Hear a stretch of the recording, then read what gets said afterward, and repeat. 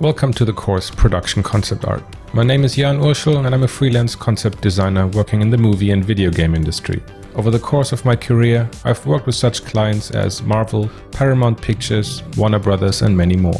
I specialize in environment and architectural design as well as hard surface design. Having previously worked as a graphic designer gives me strong understanding of shape, color and the use of space as a design tool.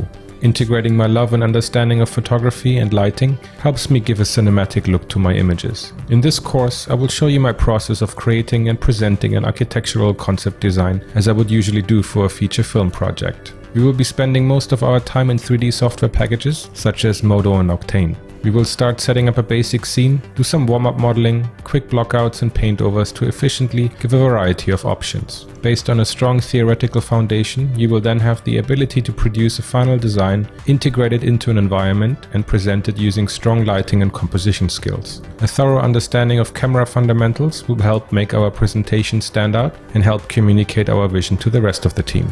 Using GPU-accelerated rendering, we will quickly create a variety of different shots to present our idea to a potential art director or production designer. Final touches, post-processing and color grading will be applied with the help of 3D and 2D tools. Sign up today and start your journey at learnsquared.com.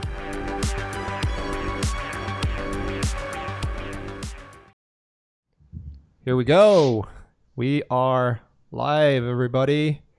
How is everyone doing? Welcome to Learn Squared stream, and actually welcome back. We've had a few streams recently with some new good stuff being released and a lot of cool stuff happening.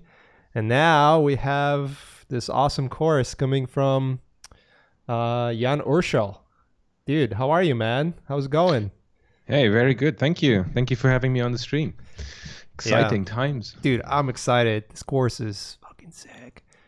We have a new website. Probably a bunch of you guys noticed that, and it's just the perfect timing. We released a new site and right before your course, man, like right before. So it has this brand new skin all over it, if you will.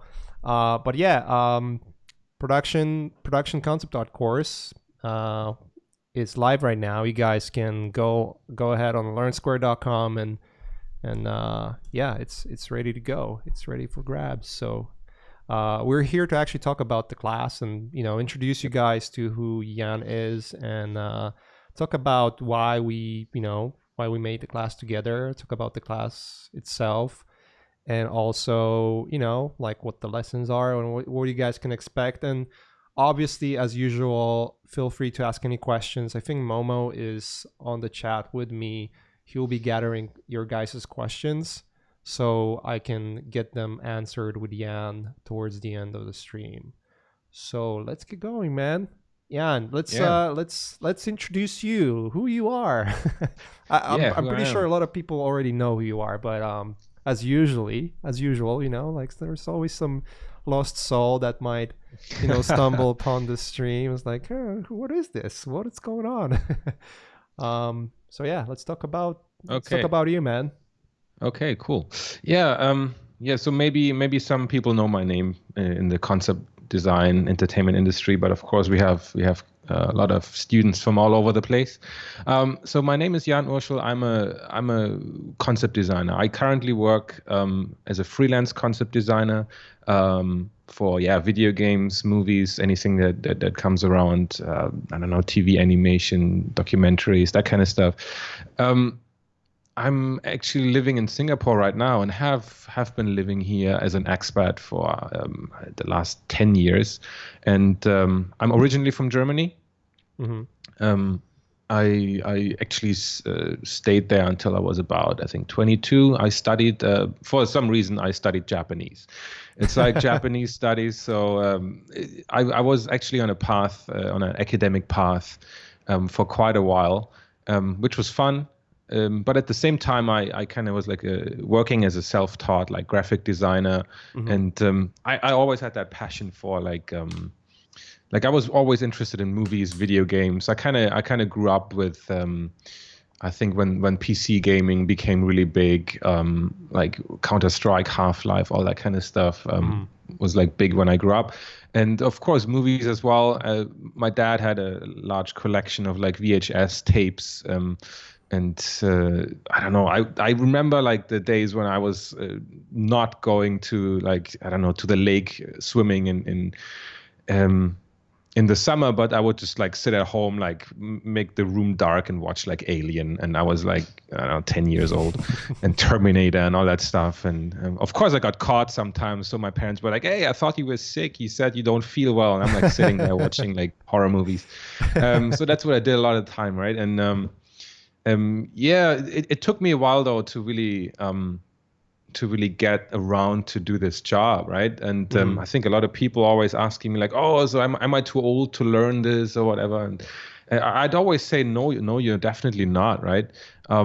As I said, I went to academic path because I mean it's a bit more secure, right? And I didn't grow up in LA where like movie industry is like so like dominant. In like some backwater town in Germany, you're not gonna be exposed to like the people who make like movies, right? And you don't even realize like, hey, shit, there's like people like that actually earn a living doing that. Yeah, there's a bunch of studios there though, right? Like some smaller film studios, but now they're not they as are. popular. I mean, yeah, now there are, right? But back then, it was like, yeah, unthinkable. There was like no behind the scenes video stuff like on VHS tapes, right? It was just a movie itself. And so you're not exposed to that. And I wouldn't even have dreamt of like that kind of job, right? So I went the academic route, did my degree, and then I actually kind of really fell in love with like living abroad. I lived in Japan for a while and then in Hong Kong for a while, and then I moved to Singapore after my degree. And yeah, but you know, the kind of like I worked as a graphic designer for a while, but I kind of like always like there was this itch, right, about like shit, I need to do something about working in this industry, right? I can't ignore it. So in the end, I was already 28 when I kind of said like, okay, enough graphic design, enough of that stuff, and enough of like trying to do Nomen videos because I mean, welcome to the course production. I tried to emulate what they showed on Nomen videos, and I'm like, okay, that's not going anywhere. So I went to school in Singapore to learn some of that stuff hands-on. Right. And yeah, after that, I just got hired at Lucasfilm out of the grad show, basically, and then moved around to a couple of companies. But then I pretty quickly moved on to like becoming a freelance concept designer. Right. Yeah. And so outside of I guess, you know, your graphic design sort of interest that you started with and kind of worked in for a while, how long did it take you from like, hey, like I want to do concept art, actually I do want to do concept art, to a moment where you actually started working? Wow, that's I think I had that. I mean, working as a designer already professionally for a while, I kind of was aware of what it would take to work like in a production environment. So I was okay with that, and I think it was for me always about creation, even before I knew like what the job of a concept designer was. Right. I was looking at the pipeline of video games and stuff and was like, oh shit, I want to be the guy who comes up with these ideas, right? But I think it was mainly books from like Design Studio Press that I found in the bookstores, right, where that really dealt with concept design as a job and showed the breakdown of what people learn in school, and was like, oh shit, that's what I want to do. So it probably took me, I think when I really realized what this job was about until I started working was probably like 2 years, I guess. Yeah. Yeah, but I mean, I knew before that, hey, like I wanna be the ideas guy. I wanna do that kind of stuff, right? So yeah. That's awesome, man. Yeah, like once you discover that there is a path to do that, because much like you, when I was learning art, I just wasn't aware. Like I was just drawing because I like drawing, but you know, I was not in LA. Like I was not exposed to the industry at all. I kind of learned everything sort of like on on the verge of when internet was coming about, so you had more Yeah, connectivity, and you're like, you could figure out, oh, okay, like there's an actual industry and people yeah, working there, exactly. you know. And once you realize that, yeah, that itch, it's like, I want to create, I want to do cool stuff. Exactly. Yeah, I can totally understand that. So you work with Lucasfilm, and then you went to freelance after a while, or? Oh, yeah, I worked there, and then I went to Ubisoft actually, Mhm. to work on Assassin's Creed and a couple of other games. And I think I was the first guy who worked on Skull and Bones, that new like open world. Oh, that's cool. Um, yeah, that was a long That's time awesome. ago. But Yeah, yeah, projects take years. but after Ubisoft, I went freelance basically. Just felt like the right move. I wasn't gonna leave Singapore at that point, Hmm. and but yeah, I wanted to. I got freelance on the side, but I felt like okay, now is a good time to make that break and really take, like, because once you really commit to that freelance lifestyle, you free yourself up to really take on more and different kinds of jobs. Yeah, Before absolutely. that, you kind of always like hesitant, like, oh, can I like manage to do that? I have a full-time job in the studio. Like, do I have enough time? But then once you really like say like, okay, I'm gonna do this, then Hmm. yeah, Yeah, there's some good parts about being freelancer, you know, just sort of like the freedom of choosing what you want to work on, and mm. you know, managing your own times. You know, your day starts when you want it to start, you know, depending on how you manage your contracts and everything. But yeah, there's also pitfalls, you know, when the job's not Of course, coming. of course. The job's not Yep, coming, then you're like stressed. When you're working on exactly, 3 jobs, you're stressed. So it's exactly. like, yeah, it's a little Yeah, more hectic. it's not for everyone, right? But Yeah. yeah, I wouldn't miss it for the world. So Yeah, I was thinking about, you know, freelance versus full time a while back. It's like, it would be so nice to be like in a studio and not care, like just go every day, do the same thing, you know. There's like periods of time like that I have. It's like of course, would be everybody has nice. that. Everybody has that, especially when you're not in your home country. I think that even though like I think you also have like a permanent residence kind of thing, right, in the States. Yeah, yeah, yeah. So even though you have that, you don't have that immediate need to like, oh, you need to leave the country once you don't have a studio job. But still, it creates it's a different kind of pressure when you're actually in a foreign country and you kind of feel like, oh shit, I need to Yeah, it's make ends meet. unfamiliar. And Singapore is expensive, right? And LA is also expensive, Yeah. like a place to live. So Yeah, it's that not a good factors place in, to right? be. None of those places are good to be unemployed. You know, like Yeah, once you're or retire unemployed, or you're anything. fucked. Yeah, exactly. So, but Yeah, I agree. I agree with you. yeah, right? That's how it is. But yeah, for now it's cool, right? I mean, Yeah, situations change, but yeah, for yeah, now, I think it's the right thing to do. Especially like when you have like smaller kids. You have a small kid as well, right? So yeah, yeah. um, that opportunity to be at home with them and spend time with them is really precious. Hmm. So Yeah, I because it's not agree. going to come again, right? So Yeah, it's like the very limited time you have, and time flies real fast. You know, so it's just like almost like you're taking on a half-time, almost full-time job. If even if you're not spending that full-time time with your kids, it's still like in back of your head. Like even if you're yeah, working, like damn, like I could be there and just play and all that stuff. So yeah, it's always there. exactly. Yeah, Cool. dude. Let's talk about your class though. Yeah, let's do We that. finally made it happen. It was in the making, and I'm pretty happy with the results, dude. Like the stuff you're showing in the class is pretty rad. There's actually Great. certain Thank you. shots that you made that, for whatever reason, I thought like, oh, you're like mixing photography there in a very smart way. It was like, but then I look at it, it's like, oh, it's actual 3D assets there. It's like, what the Yeah.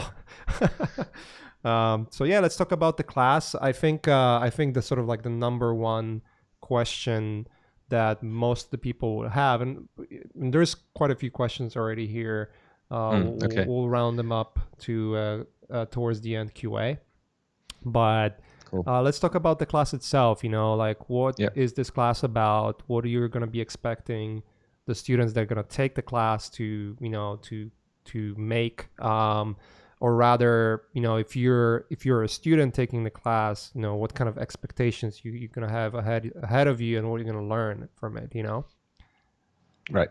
So the course, I mean, in general, is kind of really like a two-part course. So the first two lessons are kind of one part, which will deal mostly with design, right? So we're gonna look at design of a building. We're gonna look at architecture, right? Building an architectural style. That is influenced by a brief, something like I would get from an art director. Right. So we're gonna follow that brief and try to execute that in a few different ways. We're gonna give variations for the art director, for our fictitious art director to look at, and then we're gonna choose one and run with it.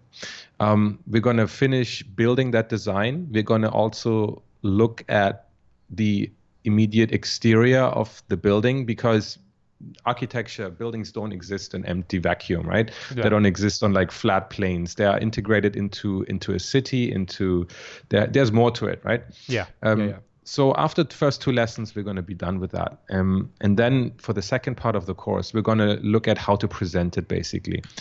We're going to take an approach of more like a cinematographer, like 3D, because it's all built in 3D. It will allow us to change the lighting, change the camera, play with the camera tools, the focal length, the depth of field, all the things that the DOP on a movie set will also have available to himself.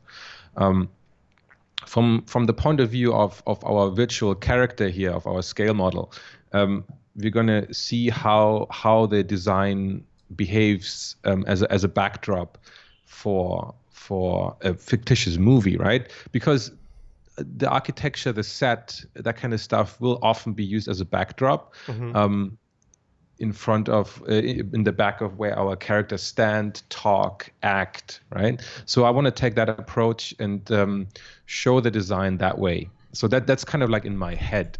I'm not always necessarily thinking like, oh, okay, what's the best angle? What's like, because in the end you always end up with very typical like concept art kind of angles, which I don't always like, right? It's fine. We are supposed to communicate, right? So whatever communicates our idea best is going to be chosen, right? I have a few typical shots, of course, in there as well, to just show the design fully and everything. But I want to show some angles of like, okay, what would our character experience, what would the audience experience, because that's really what architecture is about.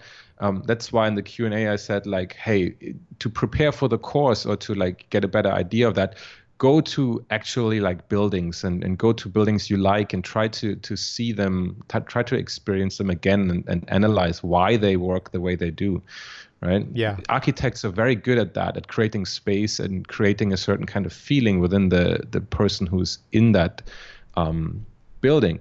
So I try to get that knowledge across. The course is less of a technical exercise, but rather more about design, about cinematography, about how to art direct the creation of these shots, right? Yeah. And then here we have some typical shots here of the building at large, but as you can see, I also have like some close-ups, some like with shallow depth of field, some added design details to push further, to create something of a world, to make the viewer like wonder, like, okay, what is this? Who are these people who built this thing, right?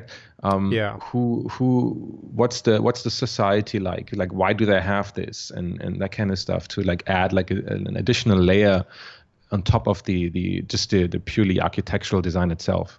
Yeah, it adds the soul, and from the technical point of view, it adds the scale. So you can understand. Okay, this is how big it is, because like oftentimes you see those environment shots and there's no characters. And then it's really hard to tell, especially if it's like a design shot. It's really hard to tell what kind of like scale we're looking at. And when you have a human, and you know this pretty well, you've worked on a couple of films already, in film, scale is like one of the most important things out there, What's really fascinating and what's really cool about, what I see in this course is that it pretty much teaches you how to work in film. Like Yeah. straight up you take the course, and matter of fact, because you're using Modo, a lot of set designers in film industry do use Modo as well. So that's like a very straightforward, almost like an introduction to working with the production team in film, being in the art department and designing, like helping design those sets. Because I remember when I worked on for instance Captain America, I would get assets from set designers, and like literally just my job would be to take the existing space that's been designed and then make it beautiful. Like add it will be boxes everywhere so that they know what's where. But then you're there to design actual buildings and actual columns and what's happening, like visual effects, and making keyframes out of that. So when I'm looking at the course itself, it kind of equips you to actually do that. You have all the tools at your disposal to do that. So yeah, that's a very good point, right? I mean, like you said, scale is everything. On top of that, like a solid understanding of materials and lighting is going to be absolute key, or is very much key in today's time, and having this like complete this is a complete 3D workflow, right? So you will while you will be able to I think translate some of that knowledge into like a different package, whether you're using Max or Blender or whatever. It's pretty universal concepts, right? And in terms of the rendering as well, I'm not using any like proprietary Octane stuff. You can also rebuild that in other, like a V-Ray or whatever.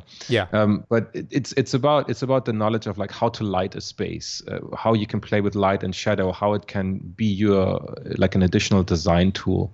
How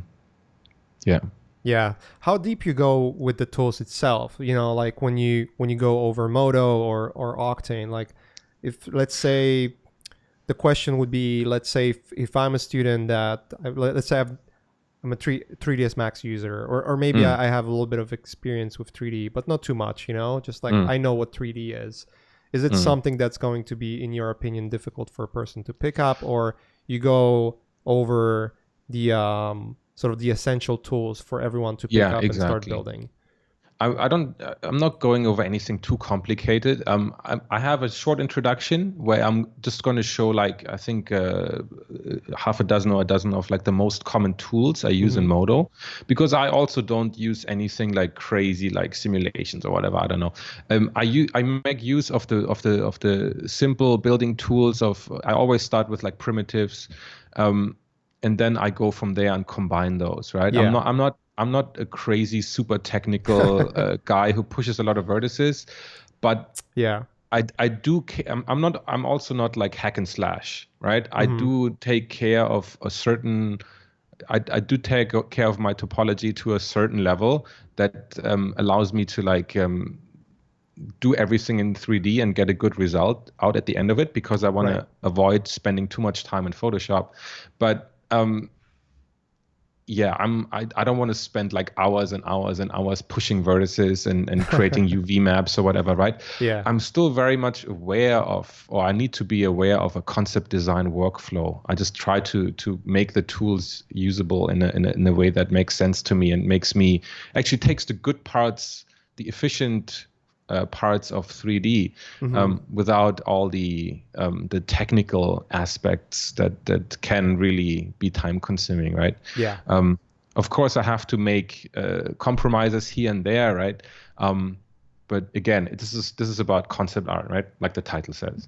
Yeah, exactly. And like if you work in the production environment, like you're not gonna have time to work with UVs and like pixel push everything and sort of like try to almost like, I don't know, like spend too much time on the technical aspects, because the production environment is pretty fast. So cool. I think we could go in and start talking about the lessons themselves. Like that gives you a good overview. There was a question about which we kind of answered, what kind of skill levels is recommended, and it seems that if you know what CGI is, you can start with this course. You don't have to be you don't have to know Modo at all. Like you're gonna get enough information and enough information about the tools and how to use them. Mm. I think that's the reality to pretty much any course itself. If you're a beginner and you don't know what to do, it's a good starting point, and then the rest of it is going to be a practice. Because like I remember when I started learning, exactly. and you can elaborate on this too. Like when you start learning, you're super slow, right? But over time, you get super fast. So yeah, exactly. Yeah, you're not gonna. Unfortunately, you won't be able to learn Modo in half an hour. It will No. take a bit more than that. But I'm basically, whatever like tool tips I show you in the beginning, that's pretty much all I use for the entire course. So it's a bit of rinse and repeat, of course, right? Yeah. But yeah, let's have a look at the lesson plan. So yeah, lesson 1 is going to be about the planning phase. We're going to look at a bit of like tool tips for like Modo. We're going to look at what I use in Octane. I'm using the Octane plugin for Modo. It works pretty much the same way the standalone works. It's just like built within Modo, right? Yeah. So I'm going to show that. I'm going to go a little bit about the brief. We're going to look at the brief builder, which you can use to generate your own ideas, to then do the homework. We are also then going to go do some sketches. We're going to start in 3D. We're actually going to build blockouts in 3D. We're going to do quick paint overs. And then we're going to present kind of these like 3 ideas to our art director in that sense. So at the end of the day, you have 3 different versions of a design that is according to the brief, and that follows like a bit of a structure that I follow myself in terms of what kind of ideas to present.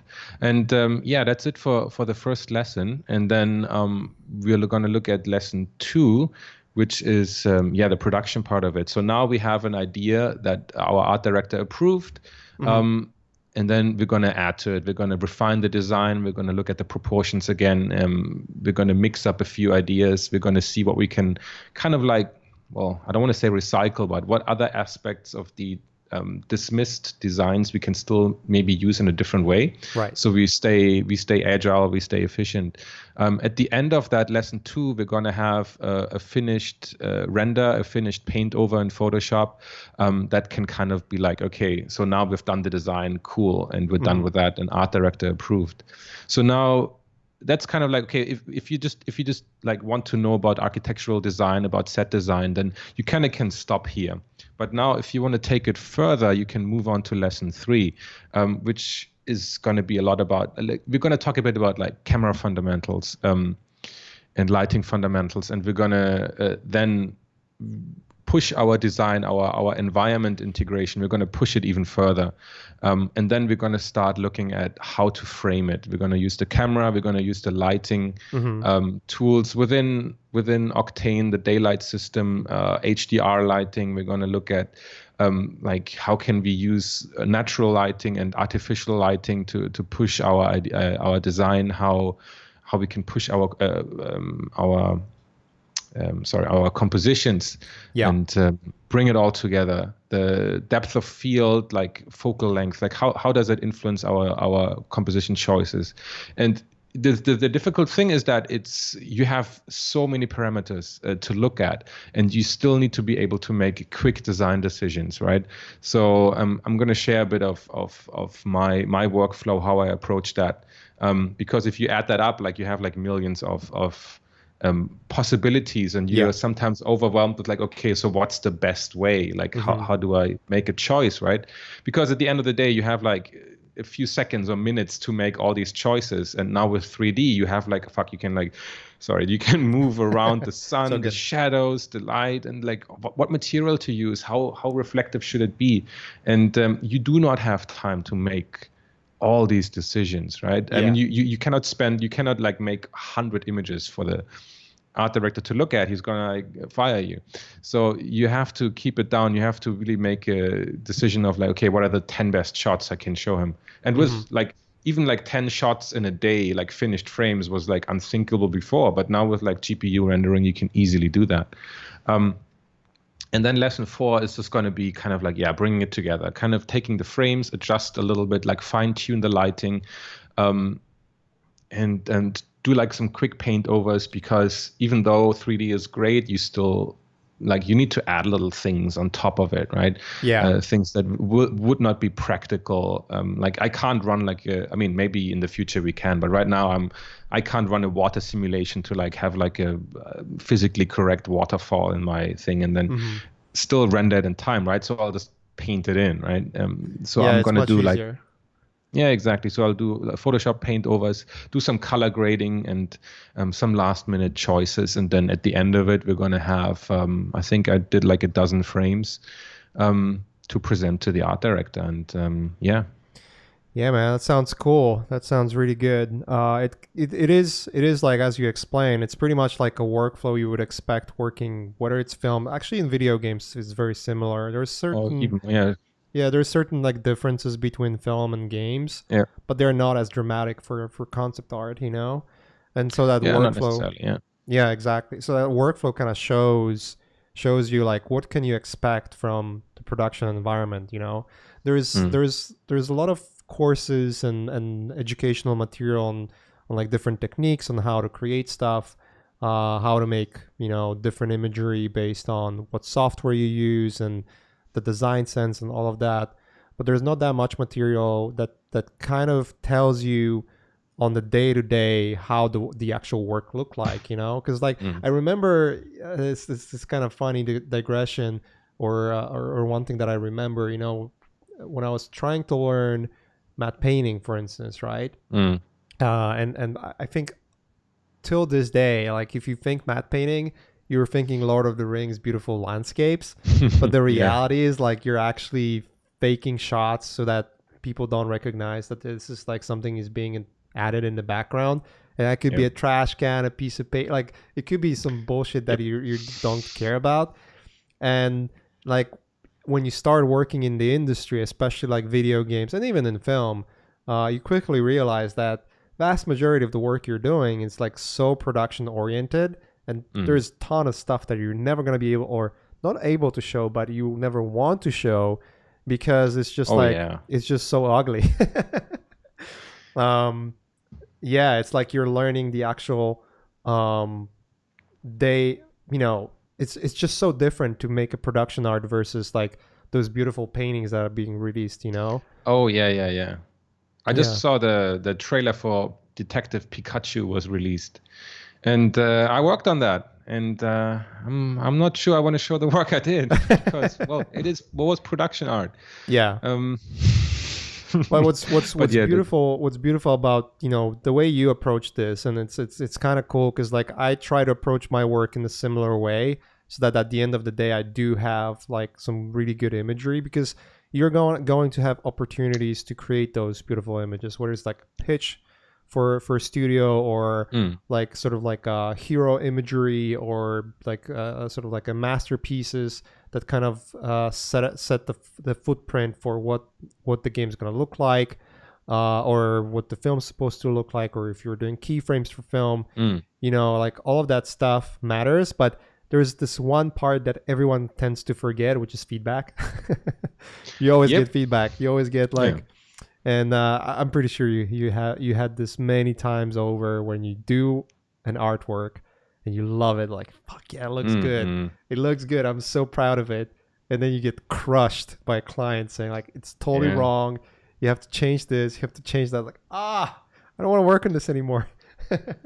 Exactly. Yeah, that's how it works, right? I mean, there's so many people involved in the chain of command, and so many people have to make decisions, and nobody wants to be the guy who approved that piece of artwork and then later it goes all down the drain, right? It makes sense, right? But yeah, exactly. Just a little anecdote, right? Well, the point I'm trying to make is, you know, when you take a class like this, it actually teaches you how to work with a client, you know, like how to respond to feedback, like how to approach art direction, because it's so important in this environment. You know, it's very rare you will ever work on a project that you can just design something and then it's there, you know, and then you can move onto something else. There's always feedback, there's always a vision. You can have a ton of references from a client, and you might think that that's the way to go, and then you're going to get hit by feedback and you have to change stuff. So Yeah, exactly. Having being prepared for that, I think that matters a lot. Being Oh able to yeah. know, okay, that's something to be expected, and I at least have a little bit of preparation, the practice from the lessons themselves to actually Yeah. know, hey, this is what I need to know when I work with client, and to be expected, and then what kind of tools you use and how you compose your shots and how you prepare, so that once you get that feedback, you're actually not pedaling back to the start, Yeah. because you Yeah. you mismanaged how to approach the work. So Exactly. yeah, dude, let's get into questions. Yeah. There's a few. Cool. We might have answered some of them, but definitely let's answer those we have right here. And guys, this is your opportunity. If you're on the fence, I don't know about the course, I want to figure out what is it about, and if it's for me, this is your chance, to have that answered. And obviously, if you're watching this stream later, or if you're watching this on YouTube later, because we're gonna post this video on YouTube shortly after, yeah, don't hesitate to email us or use the help desk to get the questions answered. So let's get into it. The first question was, is this course targeted more towards ArcViz, or would it be welcome towards game industry? Wow. Okay. I think it touches on both of those without really going full on out in either direction. I never actually worked in architectural visualization, even though I really like it. Mm-hmm. I'm not sure I'm pushing the like I don't care about super clean renders or that kind of stuff. I'm just my renders are super grainy to retain some of that filmic look or whatever, right? Right. And maybe I'm not talking enough about what it would be like in terms of video game, in video game, the play space and everything. It's geared more and more towards a filmic experience, especially if you look at stuff I don't know, Uncharted or Red Dead Redemption, right? It has that Mm-hmm. very filmic look. So I think the course is going to be great for that, right? Yeah. Because that's where the video games industry is heading, the AAA one, right? Yeah. So that definitely will be useful for that. Again, maybe for archivists, there's going to be different sets of criteria that are going to be necessary. So I can't comment too much on that. But I think if you really want to push since I'm going to talk about designs, if you want to push your ArcViz designs a bit more towards the fantastical, towards science fiction or fantasy, then I think this is going to be very useful as well. Yeah, even the part where you talk about framing, camera, lighting, that's so important for presentation. Yeah. I think and again, I'm not an expert, but from knowing a few ArcViz designers and seeing the general body of work, because there's always outliers, but the general body of work will tell you, vast majority of ArcViz work is usually let's use HDRI and have a frame that is pretty standard, and that's about it, whereas here you're talking about cameras and how to frame shots. It's once you get into that field, you can make anything so much more interesting, Yeah, exactly. And as we know from Apple, it's all about presentation. That's true, right? So the pretty image will always win, right? always, presentation is so important, and in pretty much any industry, if you can present your idea, I've seen a lot of wonderful designs, but they are not presented in the right way, and they never get traction, And the reality of production art is, you want to have something that's not only speaking the right design for the film, game, or ArcViz or whatever that would be, but also is sellable. At the end of the day, That's key. you're chipping in to make a product that people want to buy. If it's a video game, a lot would matter about the gameplay, the idea behind story. There's so many elements to it, right? Same with film, but yeah, the way you sell visuals, it's so important. It's super important. It's it's the visual. Exactly. Once you see it, you kind of you can have a best game that looks kind of crap, and if there's nothing interesting about visuals in that game, unless it finds some word of the mouth traction, you will never play it, you know? So Exactly, right. let's see. Actually, there was a follow-up part of the question. I'm curious if we answered it. For example, my goal is to work at Ubisoft. Would this course be flexible to my goals, and would I be able to build a brief to match that goal? Like, for example, historical-based ARC project. Yeah. I mean, my brief Absolutely. builder has so many variety. I gave options of like if you want to do something futuristic, alien, you can also do something ancient, and you can build like really you can take the safe route. You can do something like that is very obvious. So you can choose like something that would like, okay, ancient Egypt, like some kind of like dictatorship kind of setting. That kind of all makes sense. But then you can also choose something completely crazy like a ancient alien banana republic brutalist. I don't know, whatever. You can really challenge yourself to do something like super funky. Since I'm going to talk a lot about like looking at real world, looking at like a solid foundation, I hope that people don't goof off like completely and do something crazy. I mean, why not? But Yeah. everything still needs to be grounded, right? Even though it's like Ubisoft, even though it's like maybe like they have such a wide portfolio of stuff, right?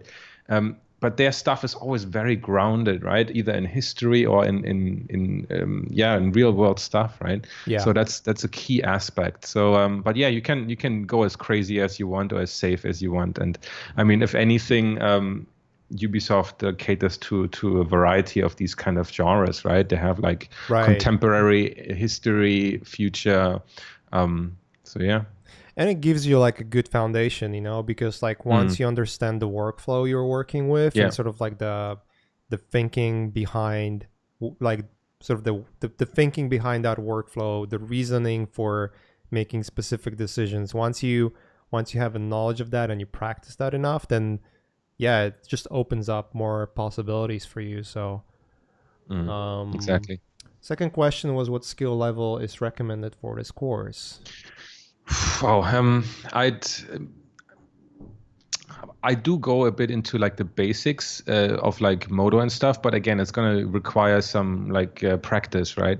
So I'd not say that it's for like the immediate beginner. Like I wouldn't necessarily recommend that. I'm not starting from like line drawings and stuff like that. I think other courses here are more suited towards that. I guess it's kind of like an intermediate course, I would say, since the workload can be quite a bit, I think. Yeah, I mean, you go over the tools and how you use them, you know. So like, I guess the only part that might slow up your process is just getting, you know, once you get familiar with the tool, it's so much easier to use it, and you just need enough practice. So it might be slow if you've never used any 3D software. It does not disqualify you from using the course. Oh no. Yeah, you can still pick it up and learn from it, and it's just like, just granted, like unless you're some kind of protege, like you will have work that doesn't look that good to begin with, you know. But I mean, over time, exactly. If you come from a different 3D package, I think Modo is easy to pick up because it has really great modeling tools, right? And I think Octane also it gives you some great results right out the with the given tools. Like you just need to click a few buttons and you're good to go. But it also is, you can go very, very deep into Octane and get like incredible stuff out of there, right? But if you've never touched any 3D package, I think it's just a matter of setting your expectations right, that you will need some practice of just getting familiar with the interface, because any 3D package, it looks quite daunting for maybe somebody who only used Photoshop before. But it's definitely worth the investment, right? If you look at the concept art landscape today, I think 3D is absolutely essential. It's a key skill that you need to have. But yeah. I think I'll follow up with this, you know, or actually follow up with this question. You know, can you use other software for this course? Oh yeah, definitely you can. You can. I mean, I'm trying as much as possible to stay away from anything that is specific to either Modo or Octane, and then because I mean, most render engines have a daylight system, right? Hmm. That's what I'm using. I'm using like a Yeah. HDR as also in there. So again, every engine can do that. I'm using like bevel tools, extrude tools, like maybe some array tools, but everything that's like the core function set of any 3D package. So I'm not using any voodoo magic um, that you can only get with Modo or whatever. I'm not doing that at all. Everything should be. It should only take you a few minutes to figure out the Yeah. equivalent function in whatever package you're using, and then you can totally follow along in, I don't know, Blender, 3D Max or whatever, right? Yeah. Um, The philosophy in most of like the traditional 3D packages are the same. Like whether you use Modo, 3ds Max, Maya, Blender, Cinema 4D, you name it. Like the philosophy behind the software for poly modeling is exactly the mm, same. You know, so once you exactly. once you understand the UI, yeah, it's just easy. Um, yeah, that's what I said. Like, I think, if you've never touched any 3D software, there is always a good starting point to take Yeah. this and remember, like, and that's pretty much for every single person that wants to learn and take this the route of being an entertainment concept artist seriously. Is, you take a course, but you also do like extracurricular. There's certain tools that you might learn about separately that may Oh yeah. may improve your work. But I think the most important part about the courses we create with Learn Squared, and yours is a great example, is that it's not about tools. It's really not. Yeah. It's about the idea of how you're supposed to approach the work to make the best out of it, to make the results to speak for themselves without killing yourself with time. There's always different routes of creating similar imagery, but one route might take you an hour or a day versus other might take you a week. Mm. So I think that's like the biggest distinction. Does Modo have a plugin to create the building assets as procedural? And I think I'll follow or bundle this question with um, where was it? Did you make the city assets as well and the trees too? I think those could be like two follow-up questions. Yeah, so the procedural stuff, I'm not getting into that. I'm still only learning that myself, and we're not going to deal with anything procedural Mm-hmm. at all. I do make use of a mixture of like the stuff you see, like for example, this frame. The tree is like a free model I downloaded somewhere, right? The lady I bought, right? Mm-hmm. Um, what I always want to remind myself and focus on is that okay, what helps me to get the job done efficiently, right? Yeah. I'm being paid by the art director, by the company to build a architectural asset, a architectural design. I'm not being paid to smooth out the wrinkles in some scale character's jacket. I'm not being paid to model leaves on a tree, right? That would Yeah. totally eat into my time. So what I do, I either find like a free version that is like royalty free, or I'll pay a bit of money, keeping in mind the budget I have myself. Like how much Mm-hmm. do I get paid to build this asset, versus how much does it cost me to pay a bit for assets. And how much is it going to save me in terms of time, right? That's the calculation that's going on in my head. So yeah, there is a mix of kit bash items, of stuff I modeled myself, of like, yeah, trees and characters that I just need to populate my world to just Yeah. push it a little bit further, right? So again, concept design, workflow. I'm not like crazy 3D geek who wants to model everything, every last bit himself. We know But quite a few of those. it's cool, right? It's cool. You can totally do that. It's just that it does not fit my workflow at all. So yeah. Yeah, there's the reality of production, like Yeah, there's yeah. certain things you just want to build yourself. So obviously the buildings you've designed yourself, and you're Mm, showing how it's being done.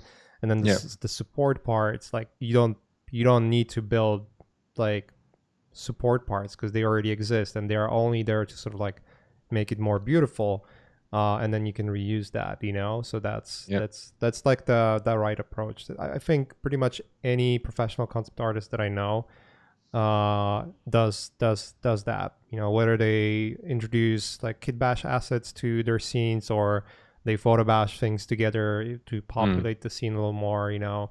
That's just like the best and easiest way to actually, you know, make the image much better, you know, because like imagine looking at the architecture without those little elements, you know. It would be just a little more like, it wouldn't be boring, but the presentation would not be as striking. It wouldn't feel grounded, you know. So exactly. Dude, I think we've answered it all. There's one more question that's not really, it might be course related. It's more, I guess it's a more personal question to you, which is, did living in Asia impact your sense of design? I have to say yes, just simply because I've lived most of my adult life in Asia, or pretty much all of it. And design, everything you do influences your design. Everything, what you like, where you live, where you travel, like the kind of things you look at, the kind of things you're exposed at every single day, that's what shapes your design sense. So yeah, of course it did. I do have a particular fondness of Japan, because that's kind of my first big experience abroad, and I still go there like at least once a year. There's something that just speaks to me, a particular understanding of space, of proportions, of how they make use of what they have, because the living space there is very, very little. But just in terms of like how they lay out a building, how they lay out rooms, and that kind of understanding has shaped me, I think, a lot, and that's still like one of my main inspirations, right, for personal stuff, as well as professional stuff. So yeah, it's just, I mean, because yeah, design is kind of like our filter, how we see the world and how we process and express ourselves, right? So yeah, that makes sense. And I can tell, you know, like when I look at the work you have, there's specific aesthetic that kind of rings the truth to what you're saying. So very cool, man. I think that wraps up the questions. It's a good last question. Yeah, I don't see anything else popping up here, so that's good. We answered all the concerns. Cool. Yeah, I'm super happy, dude. It's been in the making, and I really love the content. As you guys know, we want to have like literally the best people we think we can get to teach with Learn Squared, and you're one of them, man. We actually met. I remember that, right? We met in New Zealand, and I remember seeing your work before, but then like we actually met in person in New Zealand. Yeah. And we went to see Ghost in the Shell sets. That was fun times. Yeah. That was very good. That's already like almost 3 years ago, man. Time flies. It's freaking crazy how time is flying. I remember like was yesterday, you know, boarding on the plane. I don't travel much at all, you know, like almost never. Yeah. So to me, those seems like happened yesterday, but it's been like I didn't even know I was sitting. Yeah, I didn't even know I was sitting at breakfast and was like, wait a minute, I know these two people. That's so crazy, dude. Like meeting in person, like on the other part of the globe, completely. Yeah, out of the blue. It's funny stuff. That was one more question. When does the course start, and is it gonna be run again? The course is available right now, and it's gonna be available all the time. So if you're interested in the course itself, you can buy it. You're gonna have the teaching material is right now. There's also personal mentorship that we've been doing pretty much almost all the courses we have. And if you like want to have your work being, you know, reviewed by Jan, then that's the one you want to pick, you know. Otherwise you have all the access to all the material that is out there. Once you buy it, it's yours. You have it, you know. You're gonna have access to it all the time. your mentorship starts on November 19th, right? Is that correct? Yeah. Yes, that's when it starts. So there's a limited amount of seats. So grab one while it's there. If you want to have like that personal, experience. And yeah, that's about it. There's one more question coming. I'm curious what that is. Yeah, it's a question like what kind of instructors you would want to see in the future, but we can talk about that later. Actually, yeah, we should probably do a follow up. Yeah, definitely. Podcast or something somewhere later in the future for sure. Because there's I'm pretty sure there's a bunch of personal questions that people would want to have, and maybe get more insights on who you are and stuff like that. So Yeah, that's always exactly. fun.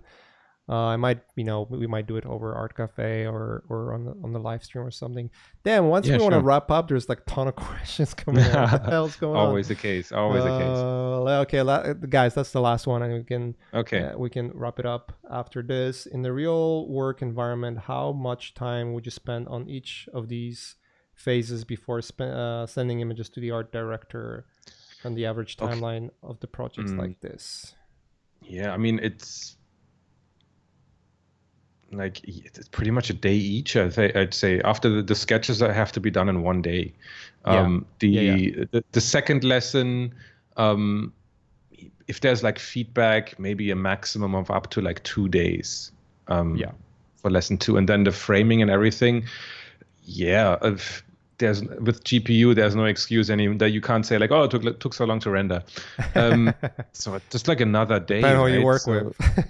Yeah, depending on who you work with, like maybe another day or two. I mean, that's pretty much it, right? The thing is that it's always difficult to replicate the feedback loop, right? Because there is going to be feedback, right? So just like off the bat saying like how long this is going to take is difficult, right? So I'd say lesson 1 day, lesson 2 1 to 2 days, and then lesson 3 and 4 together also 1 to 2 days.